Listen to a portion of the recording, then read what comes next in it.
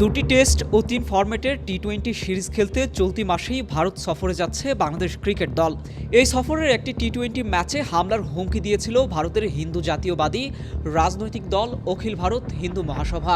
এবার দুই দলের দ্বিতীয় টেস্টের ভেন্যু কানপুরেও হামলার হুমকি এলো রাজনৈতিক এই দলটির তরফ থেকে। ছাত্র জনতার তীব্র আন্দোলনের মুখে গত ৫ই আগস্ট বাংলাদেশ দেখেছে ক্ষমতার পালাবদল। ১৫ বছর রাষ্ট্র ক্ষমতায় থাকার পর পদত্যাগ করে সাবেক প্রধানমন্ত্রী শেখ হাসিনা দেশ ত্যাগ করে আশ্রয় নেন ভারতে। সরকারের পালাবদলকে কেন্দ্র করে সারা দেশে বেশ কিছু জায়গায় সহিংসতার ঘটনা ঘটে। ভারতীয় বিভিন্ন গণমাধ্যম ও সোশ্যাল মিডিয়া প্ল্যাটফর্মে বলা হয়, বাংলাদেশের নানা প্রান্তে সনাতন ধর্মের অনুসারী হিন্দু সম্প্রদায়ের উপর হামলা চলছে। সরকার পতনের রাত থেকে পরবর্তী ২-৩ দিন চলতে থাকে এই অভিযোগ। যদিও পরবর্তীতে ফ্যাক্ট চেকে উঠে আসে এসবের প্রায় অনেকগুলোই ছিল গুঞ্জন। প্রতিবেশী দেশের হিন্দু সম্প্রদায়ের উপর নির্যাতনের জেরে ভারতের মাটিতে স্বাগতিকদের সঙ্গে বাংলাদেশের ম্যাচে হামলার হুমকি দেওয়া হয়েছে।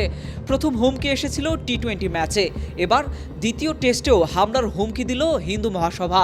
বিসিসিআই সূত্রে এবিপি লাইভ জানিয়েছে, কানপুরে অনুষ্ঠিতব্য দ্বিতীয় টেস্টে সফরকারী দলের উপর হামলার হুমকি দিয়েছে হিন্দু মহাসভা। বিষয়টি চিন্তায় ফেলেছে ভারতীয় ক্রিকেট কন্ট্রোল বোর্ডকেও।